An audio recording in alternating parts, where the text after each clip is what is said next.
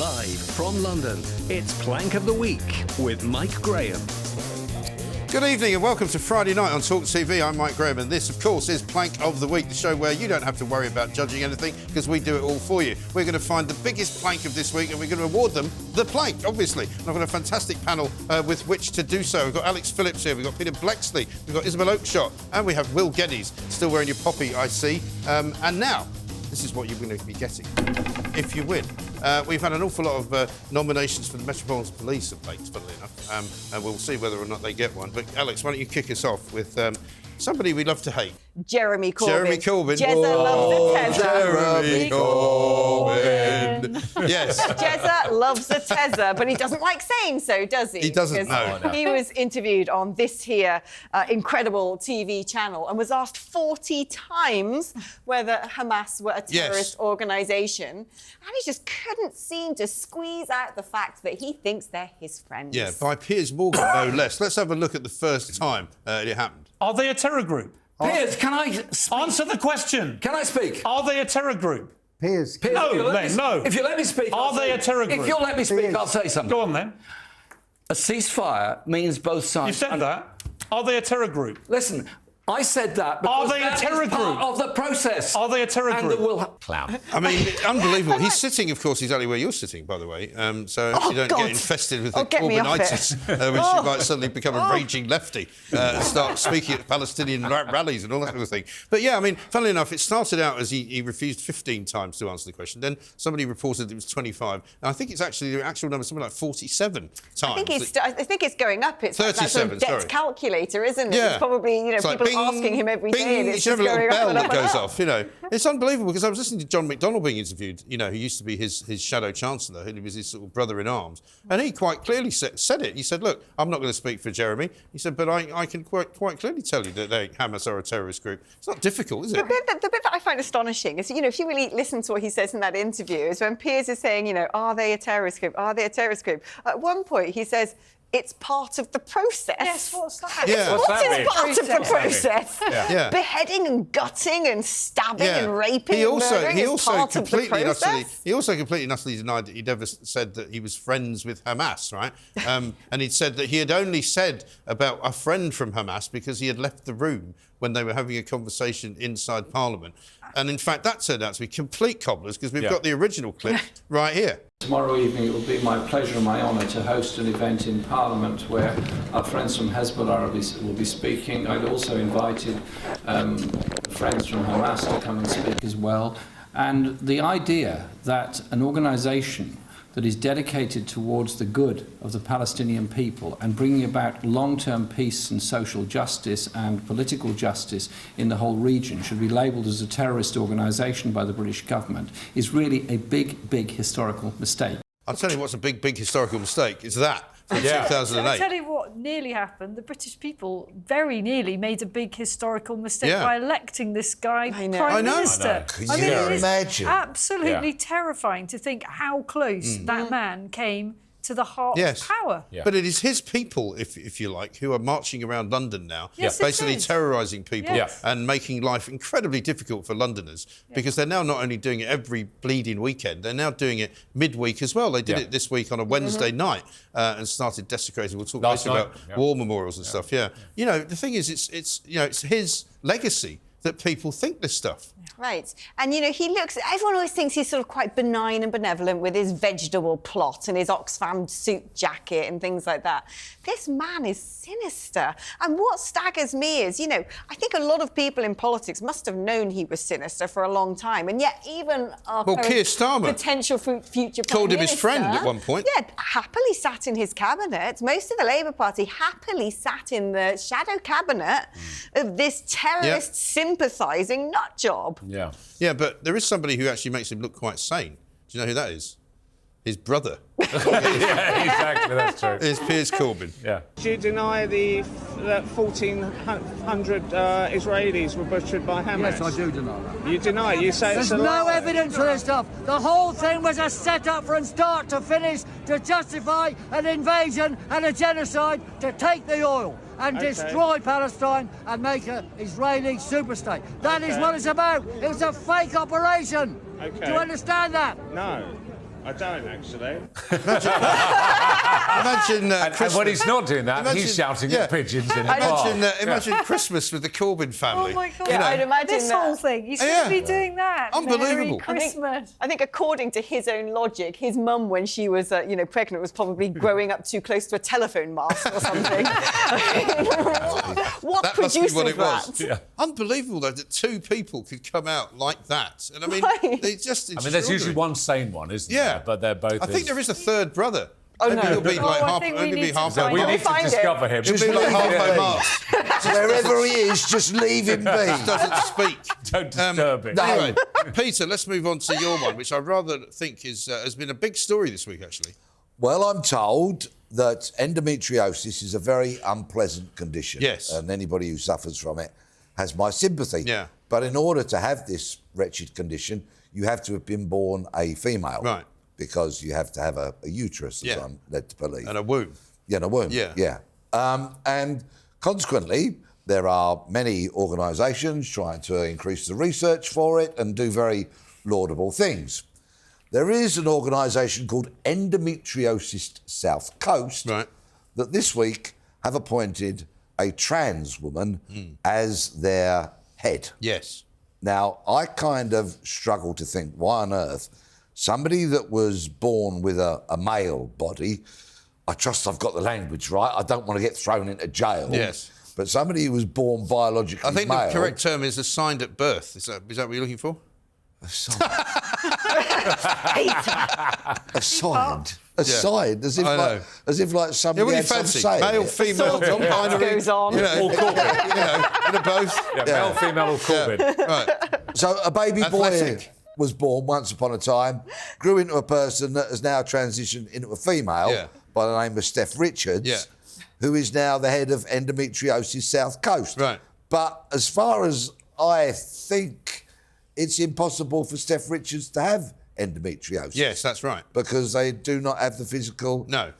Blah, blah. Yes. So I think it's a bit of a daft thing. I think it's a bit of an insult to women. Most women think it's an insult to women as well. It's just really unnecessary. Yeah. There are millions of women to choose from for this job. Why did they have to do that? Capable, just professional. Trying to make a point, isn't it? It's just, It's just making a point. And also, the thing that is. people have become quite upset about is the fact that this Steph Richards character is a trans activist, who has been quite sort of controversial in various different ways in other roles, and has come to this charity as a kind of activist rather than as somebody who's an expert in anything. And fundraising. And there was an interview on Women's Hour, Steph Richards with Emma Barnett, and Emma Barnett's been getting terrible abuse ever since because she's been called a transphobe and a bully. But she basically was asking, why do you not use the word woman in any of your literature? Because now they've taken the word woman out. Talking about literature, I've heard of a room with a view. What we've got now is a view without a womb. Very good. Hey. Very good. You've been working on this, haven't you? I've said it about 5 times this week already. No, but I mean, the thing is, it's very, very. I think, as Isabel says, it's very obvious what's going on here. They've just decided that this is what we should do because we're an activist organisation, and they've made the argument that, well, the woman who is the head of the prostate cancer charity can't get prostate cancer. Well, it's not quite the same, is it? And they've also argued that female gynecologists aren't any necessarily better than male gynecologists, otherwise there wouldn't be any male gynecologists. That's not the same either, is it? It isn't really the same, and it just comes back to just the sheer unnecessary element of this. That's what it comes down to. Right. I just think it rankles, and you don't even need to be too analytical about it. It's just obviously provocative. Yeah. It's designed to get a massive reaction, and actually I think it will backfire because whatever it is this charity thinks they're trying to do by doing this, I don't think it's going to encourage a rush of money for the cause. And when they announced the appointment at first, and I think they've since made it clear that this was not Steph's quote, but the quote that was next to Steph's picture, which I don't know if we can see, but Steph Richards looks like a trans woman. I know that's probably a terrible thing to say, but does look like a trans woman. The quote is, she's on the bottom of the screen there, the quote is, "I can't believe that it took until I was in my 40s before anybody mentioned endometriosis to me." And you're like, Great. right, well, that's good. Up until your 40s, you were a bloke. Yeah. That'll probably be why. Yeah. You know. Yeah. Anyway, it's a good one. Isabel, one of your favourite characters, I guess, for your first nominee. I'm still struggling to put the words together to explain. I've never seen you quite so speechless as you were the other night. Genuinely, when David Cameron appeared on Downing Street, I actually thought it was just like an old library clip or something. But no, David Cameron is our new Foreign Secretary.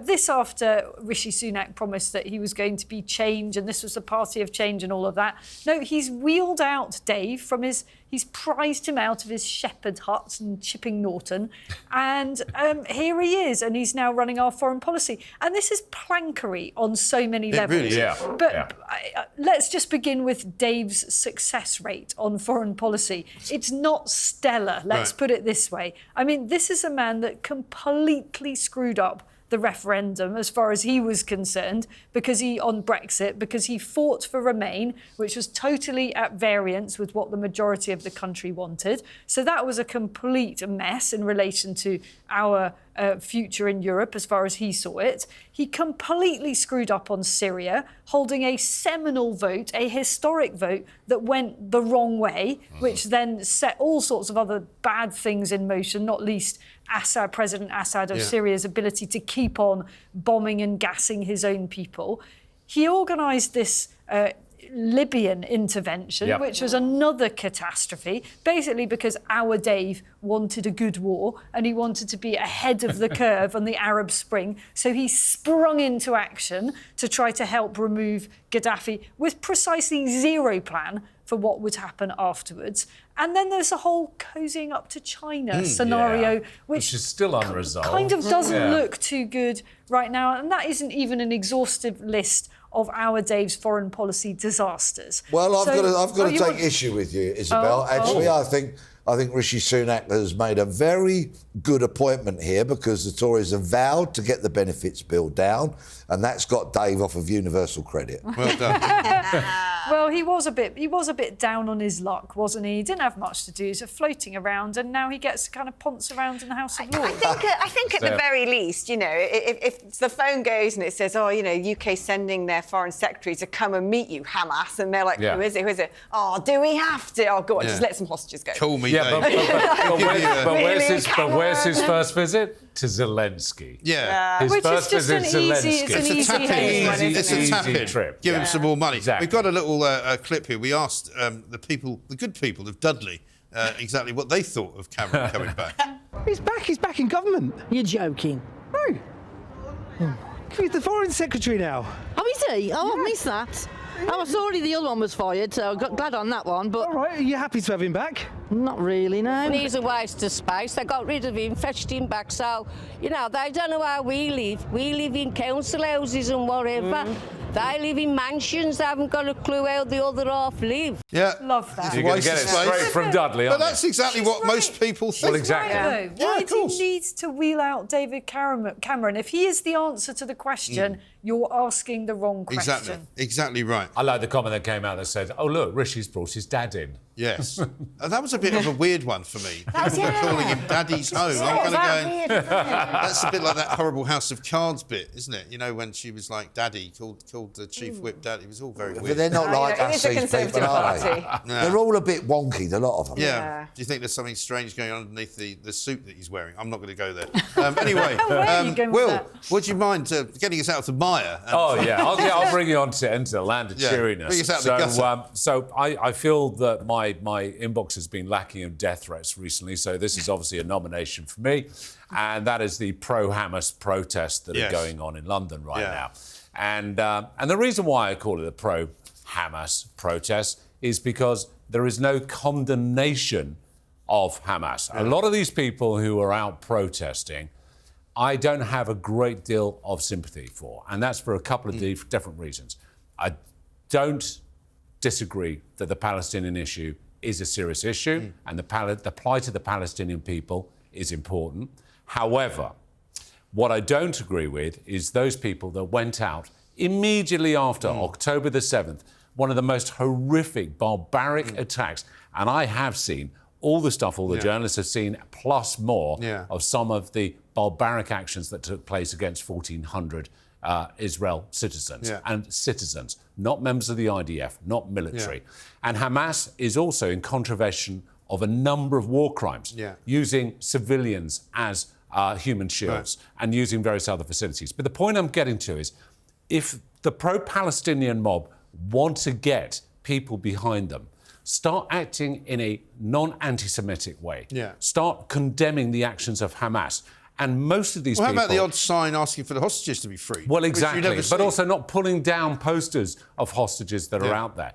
People will get behind them, people will support them, and this is why I'm highly suspicious of the vast majority of people who turn up for these protests who have absolutely no idea. If you gave them a map, they probably couldn't even point where Palestine is. Absolutely. They have no idea what the history is between Palestine and Israel. And I know, in many cases, because of what's been coming out in the news, the first victim of any conflict is always going to be, or the first casualty is always going to be the truth. But the fact of the matter is, when you start coming into this protesting, defacing and disrespecting national days, national monuments, I've been in the Middle East enough to know that if I did that in any one of these countries that I've been to before, including Saudi Arabia, the UAE, I would be thrown in a prison and I would not see the light of day. Well, funnily enough, I thought of you the other week because I saw an interview with the foreign minister of the UAE, who actually was kind of slightly making fun of the West because he said they think they know us better than we do.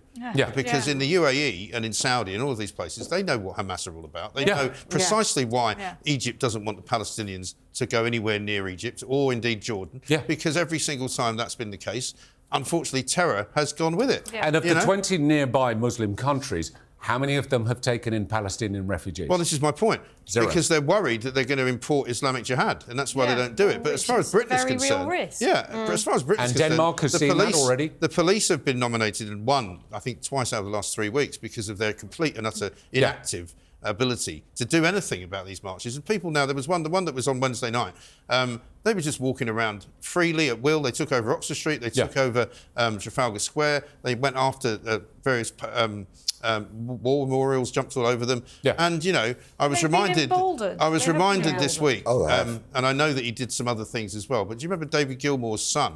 Who swung off one of the flags of the Cenotaph? He went to prison. Right? They didn't leave him alone and say, well, we don't know what to do, it's not really against the law. And then school children in London were marching for Palestine, took the day off school. And that was this week as well. I mean, because we could get into the are whole on these police marches, university lecturers are on these marches, Socialist Worker Party. It's about optics. It's about optics, and it's about getting the Extinction point across. Rebellion are on it as well. If the pro-Palestinians, the protesters, went out and said, we condemn this barbaric attack by Hamas on the 7th of October, then I think they would have a heck of a lot more support. They'd even get my support. If they'd said last Saturday, we won't do the march on Saturday because it's Armistice this weekend, they would have won a lot of friends, but they didn't do that either. I don't think for many of these people it's even about Palestine. You know, I think, frankly speaking, this is like the race baiters Glastonbury Festival. Correct. A lot of people walking on these marches are the first to scream racism, and they're being very provocative. When they fly black flags with Arabic script, I don't know whether it says free chicken nuggets at the end of the road or whether it says death to Jews. I don't read Arabic script. But they know what they're doing. They know that it's provocative. When they're shouting Allahu Akbar and other things, we don't know what they're shouting, but it sounds provocative. They'd be the first person to talk about the West persecuting Muslims. They're trying to invoke a reaction. That's what they're trying to do. Peter and I both know that there's, we had this discussion earlier, there are laws in place that the police can implement. Completely. There's the Monuments Protection Act. There are various other, laws out there. Mark Rowley, apparently the chief of the police in this city, claims that it's not illegal to climb a monument. I don't think that's right. I don't think he's right. In fact, he's been a plank as well, but that's another story. Coming up, we're going to talk about prisons, we're going to talk about the Tory party and the National Trust, which has gone very, very woke, I'm afraid. This is Plank of the Week. More after this.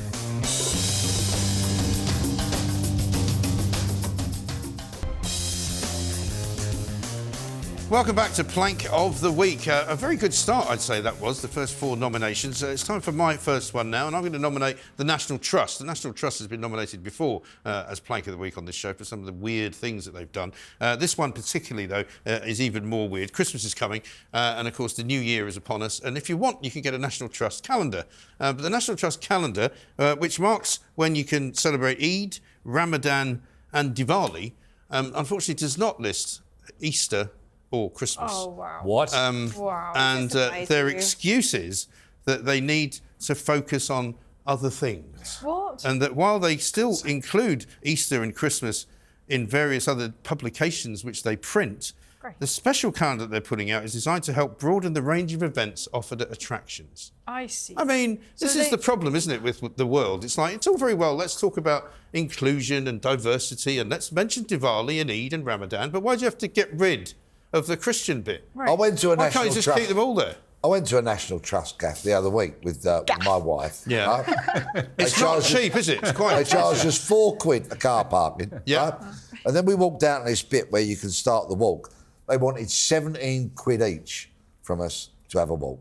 17 To have a walk? Each. How far? So that's Each. 40 quid for you two of you with a car. Funnily enough, we swallowed the £4 obviously because we'd already paid it, got in a car and went somewhere else and had a walk for free. Yeah. How much to walk around the car park? It's time for your... you've eaten into your own time now, so you're going to do the Conservative Party. Well, I'm sorry. They This also is just, don't know how to this run is- anything. This is literally... this cannot be beaten. controversial. I'm sorry, this cannot be beaten because this is the mothership from where all evil comes. We've had the Conservative Party for well over a decade, in which time we've had 5 prime ministers, a gazillion housing ministers, chancellors. They fight like rats in a sack. It's worse than the communist era and the revolutions and the Trotskyists. It's worse than a junior common room at a Mickey Mouse university where people have short fringes and blue hair and can't decide which is more important, trans rights or this or that or the other.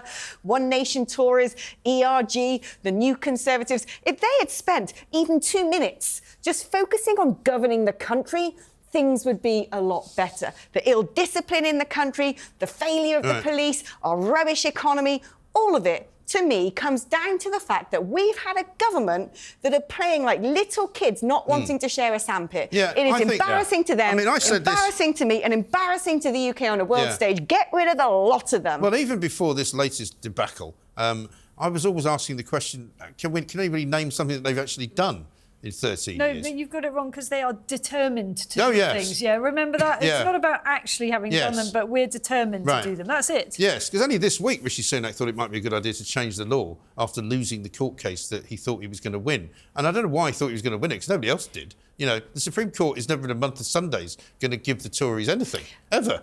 Everything's terrible and everything feels irreversibly terrible. The extreme levels of immigration, irreversible. The fact that the police are saying we don't have legislation in that, irreversible. The economy tanked, national debt, lack of growth, really hard to reverse, let's be fair. Our standing on the world stage, we could have done something with Brexit, we didn't. Although you The say this, fighting between, you say know, that it can't get worse, because people do, but it can, actually, because Labour will No, not be any better. I don't even believe that anymore. I think old Lego Head and his troop of wokists would be actually better than this lot we've No, had for the last 13 I don't think so. years. Are you serious? Were you not cheered up by your email from the Chancellor saying, you know, hey, Alex, have you checked out our promises recently? We've just, you know, met one Failed on all of Yeah, and we've now halved inflation. Were you not cheered up by that? There is As you went to nothing get your- about that. But this is you the know, thing, they ridiculous haven't halved party. inflation, have they? No, nothing to do with them. I mean, what upsets just me is that happened. I'm right-wing. I'm right-wing. I want a right-wing government. And what we've got is a circus Well, of and let's put it this way. buffoons. Let's put it this way. You should have the opportunity to vote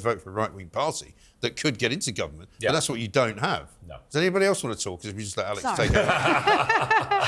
Feel Doing free. a good job, though. Feel free. I think It's she's a run good out. job. She's run out of steam now. Yeah, that's it. That's What about it. you? Come on, Will. Tell me something about the Tories that's good. What can I tell you? Well, tell me What something about that's the good. Conservatives? They're only 27 points Nothing, behind. Come other on. than they're never going to get into power again for the next, you know, certainly the next couple of terms. That's for sure. I think Labour will do one term, won't they? Yeah. And then the Tories, led by Farage, will go into the. No, they'll be led by Suella Braverman, won't they? You reckon? Won't they be led by Suella Braverman? I think Suella Braverman will get possibly leader of the party, but she won't get prime minister. I think maybe a Penny Mordaunt. You now sound like Tories. This is the point. I want to march down the street with a placard saying "Free Sir Graham Brady." That poor man's locked in a stationery cupboard, counting envelopes every 5 seconds. I mean, I'd rather have Suella Braverman than anybody else, to be honest. To be honest, she would say 90% of what everybody else was thinking. But the rest of them. I mean, I don't think Farage is going to do it. He's going to make his money in the jungle, and that'll be the end of that. That's I don't think. I mean, I don't blame him for not actually wanting to be on frontline. No, I don't blame him because people either. are so horrible about him that he's just putting himself out there on the firing line. Why would you bother? And I suspect if it's somebody like Penny Mordaunt or one of those other sort of grey people, it'll just be more depression for the rest of the time. She's walking around with that sword everywhere. Because that'll be the only thing anybody thinks she's any good at. Anyway, Peter Bleksley, it's back to you. Feel free to join in. It's called body percussion. Body percussion, yes. I didn't know it was a thing. It's clipping your fingers and all that. In fact, and stamping your feet. I thought it was smacking heads together. Now, before we show you a clip of what people are taught how to do, tell us why you're doing this. Dartmoor prison. Yeah. I don't know if anybody's been to Dartmoor. I've been to Dartmoor, not the prison. Oh, yeah. Well, I was outside the prison about a year ago, and it looks It's bleak, isn't it? Grim. I mean, it looks Grim. Dickensian. It was built, apparently, just after the Napoleonic Wars, when they used to have those prison ships, because they had so many prisoners that they didn't have enough room on the ship, so they built Dartmoor. So is that not how a prison should be? Yeah. So prisoners within Dartmoor prison are having body percussion lessons. Yes. Because apparently it's going to reduce offending when they get out. Yeah. So, feel free, leave your front doors open, leave your cars unlocked, right? Leave your purse or your wallet within plain sight. Yes. Because an ex-con will come past your house, tapping their feet, clicking their fingers, Does this mean, though? clapping and leaving everything be. This is pervasive in our public services. You're reminding me of this conference I went to. It was an NHS conference. And there were a bunch of NHS types, standing in a circle, singing, "Remind to be free, remind..." It meant nothing. They were just singing some weird ditty that each one of them had contributed one line to. It was utterly meaningless. And there was literally a guy there with bongo drums. Oh, that's an immediate exit button But for me. never mind the millions of people that are on NHS waiting lists. Let's just, bong our bongo drums and sing. Well, this is what's happened, isn't it? Because now what's happened is it's not about punishing people sent to prison. It's about, making them feel welcome and included and not stressed out. You don't send people to prison to be not stressed. I want them to be stressed out. I want them to think, this is such an awful experience, I never want to come back. Do you remember that whole thing about the pink walls? There was this research that was done that showed that they might be less stressed out if they have pink or pastel-coloured walls. So I don't know whether that was ever implemented in your prison experience. I wonder how stressed out the victims of their crimes are. Yeah, well, you do have to wonder. My thoughts always lie. Indeed. Yeah. Well, let's have a look at what you are talking about with this percussive therapy we're talking about. Look at this. This is apparently what they're getting taught. Excellent. Excellent. I mean, always you have to do it in a group as well. Yeah. Really good. Really good. Put that knife down. You know what? This gives me flashbacks to the League of Gentlemen and the Legs Akimbo. Yeah. Where's that bloke from that was here at the beginning? Oh, and he's just got to rob your office while you're teaching him how to play the drums. Apparently, 10,000 quid. It's quite a small amount of money, actually, considering how much we wasted the public sector. How much? 10,000 quid. What? For this particular. They've hired, because of course they've had to hire specialists to teach people how to clap their hands. They've hired this company to come in and do it, so how much are they charging per session? Well, I mean, the story I read said 10,000 quid, but I'm sure it'll be more than that. It'll be 10,000 quid at a time. I don't think it's that's the budget for it. But even honestly, I fear it could be, actually. It could be. If they were doing it every day for the next 50 years, they've still been overpaid. Exactly. Because you could have, I mean, fair enough, if you want to do stuff like that, do you really need to bring experts in so that they can do it right? Maybe this is a particular group of prisoners who liked robbing musical shops. Maybe so. Yeah. Yes. Or campsites. There's that Christian man with the bassoon running down the road. Yeah, it's a very strange world we now live in. I mean, that story about the Home Office this week was quite shocking to me, where this unidentified Home Office employee basically spilled the all gleeful beer about how they're never going to do just what about they're how told. they're never going to do anything at all about immigration. That basically they don't go to work more than one day a week in the office, and most of the time they spend on seminars about Black History Month and whether or not there's enough diversity and whether or not there's enough kind of inclusion going on, whether you should put your pronoun on your email sign off and all of that sort of stuff. They don't actually do any work at all. I don't think there's any public sector organisation now that does what it's meant to do. I mean, woke runs through the public services like the word Brighton runs through a stick of rock. Exactly. From end to end, Worry, it's we've everywhere. now got Esther McVey. She's going to be the minister. Oh, she's the Minister of Common Does Sense, that make you isn't she? feel better? Oh, I'll sleep easy at night. It was quite funny when Jacob Rees-Mogg turned around and said, I don't believe in these made-up honorifics, that the former Minister of Brexit opportunities. I mean, everybody knows what a common sense is. It's here at TalkTV because we are the home of common sense. Coming up, we've got some more people from the political world, and also the BBC makes another appearance. You will not be surprised to know. This is Plank of the Week. More coming up.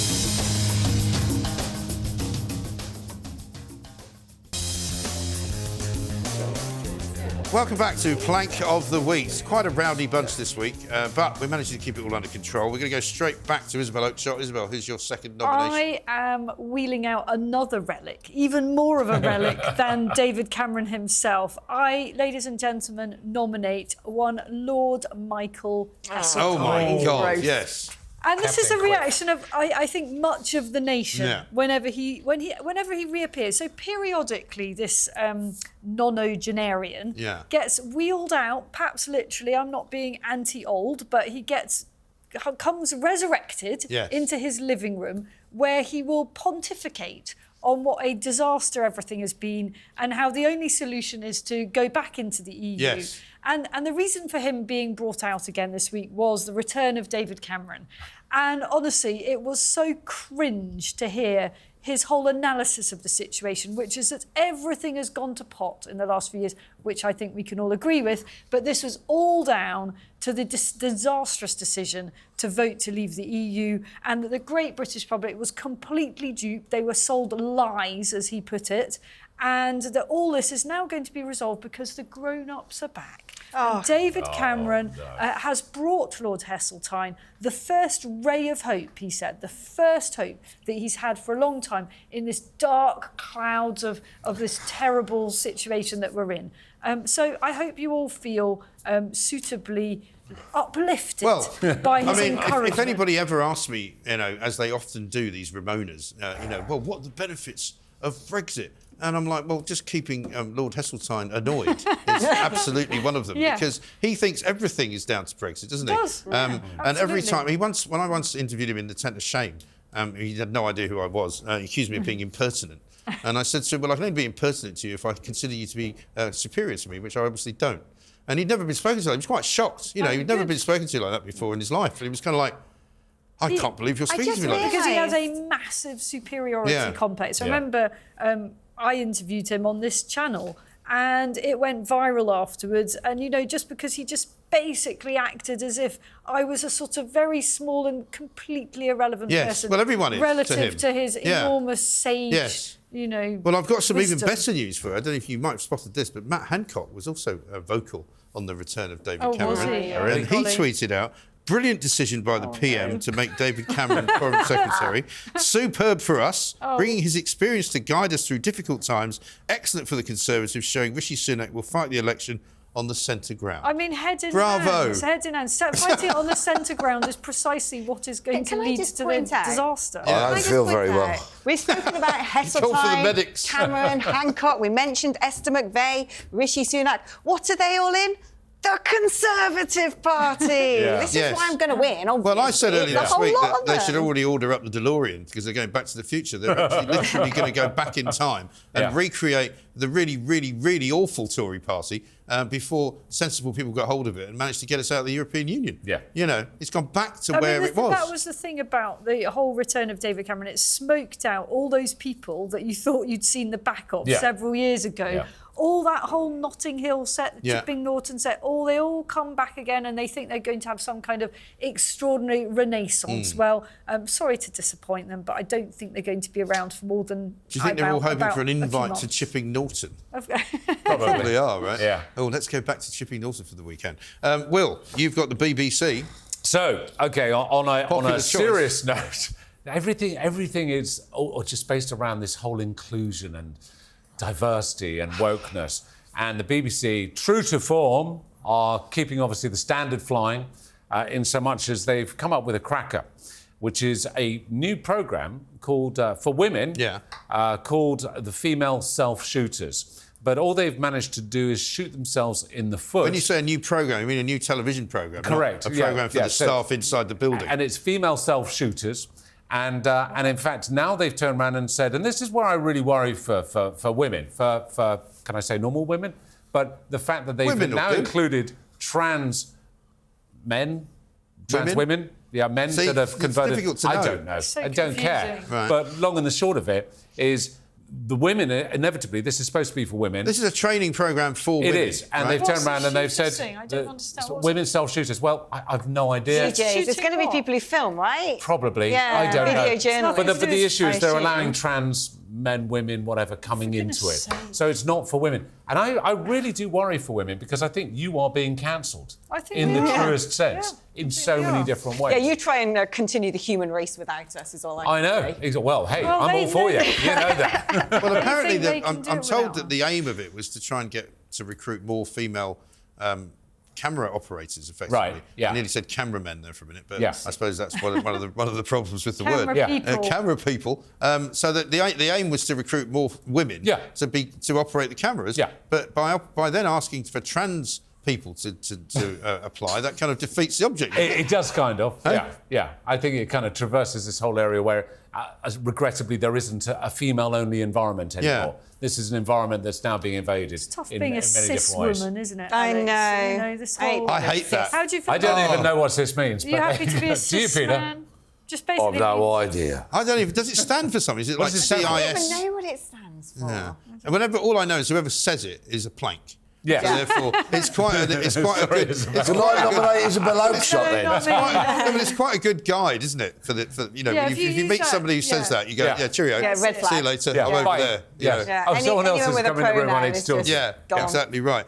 But the BBC have not just blotted their copybook there. Oh, really? What have they done? Because they've done something else, which for me is a lot more heinous, actually. Yes, it's disgusting. And this is the BBC News Department, who have once again, for the third time, count them, misreported something that happened during the Israel-Gaza war, which is going on. You know, we've already had the misreporting of the hospital being hit by supposedly an Israeli rocket. If you remember, the reporter who was live at the time said this couldn't be anything else but an Israeli rocket because of the damage. It turned out that not only was it not an Israeli rocket, they hadn't hit the hospital at all. It had come from Islamic Jihad.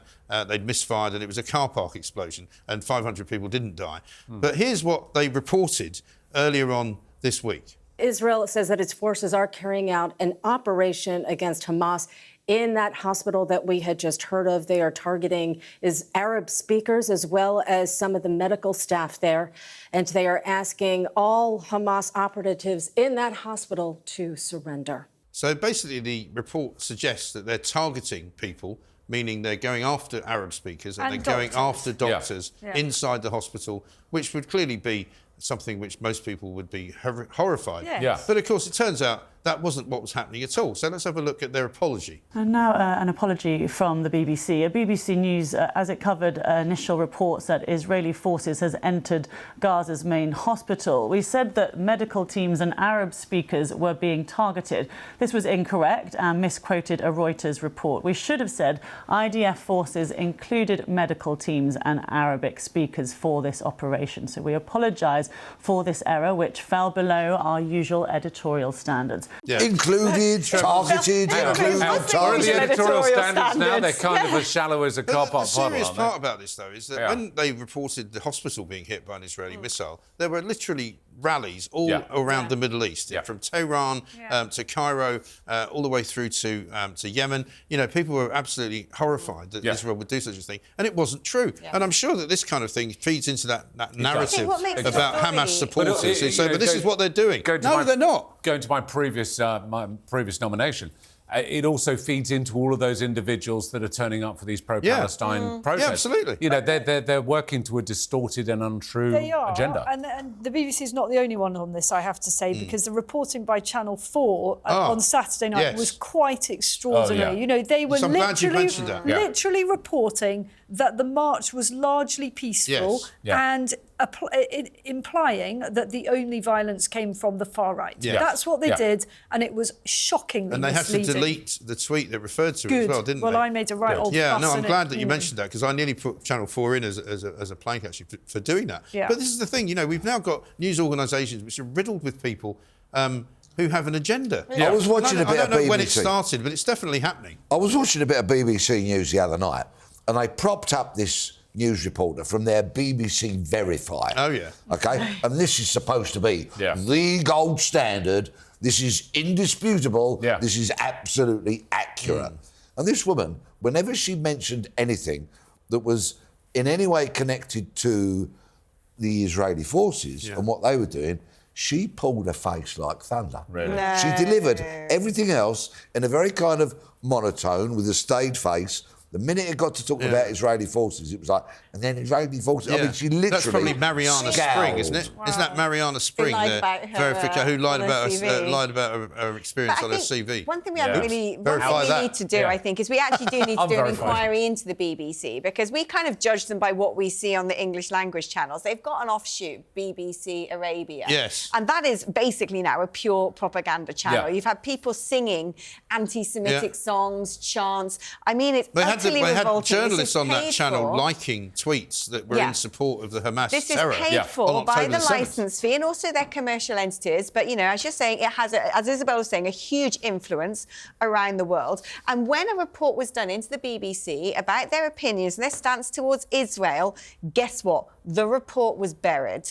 It's never seen the light of day. And it doesn't surprise me that they rolled out that apology at the exact peak time moment, for everyone peak listening. time, when everything was falling apart and the news was on fire. Look, but it's just, they're dangerous, the thing frankly. that really grips and grinds my gears is the whole issue of the fact that none of the media are accurately reporting about Hamas in terms of how Hamas operates and how they victimise and persecute the Palestinian people.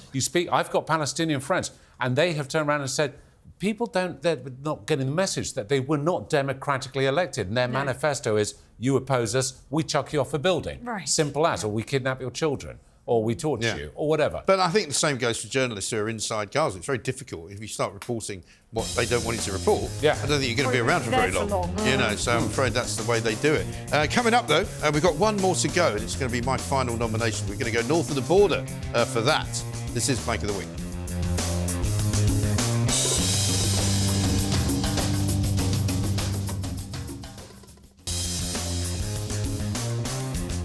Welcome back to Plank of the Week. We are into the final section of the show, which is when I decide who's going to win it. And notwithstanding what Alex said earlier, nobody from here is going to walk away with the actual plank, because it's the only one we've got, apart from anything else.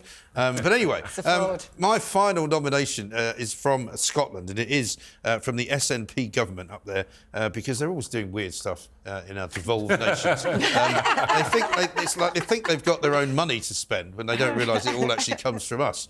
The SNP have decided, in their wisdom, that Scottish civil servants, of which there are probably, I think, about 4,000 more than there used to be. Yeah, well, do you remember when they built that building down in Leith? They built this new sort of Scottish office. When they used to have the Scottish office in London, they built this new one, which housed something like 3,500 new civil servants to run the Scottish Parliament.